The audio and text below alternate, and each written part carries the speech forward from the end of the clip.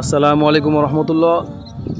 প্রিয় বন্ধু, আল্লাহ রসুল সাল্লাল্লাহু আলাইহি ওয়াসাল্লাম বলেছেন কে লাইলাতুল কদর সম্পর্কে যেটা বলেছেন কে 20 পর থেকে 21 থেকে নিয়ে আর 29 রাত পর্যন্ত এই রাতগুলোকে, বেজোড় রাতগুলোকে লাইলাতুল কদরকে তালাশ করতে বলেছেন।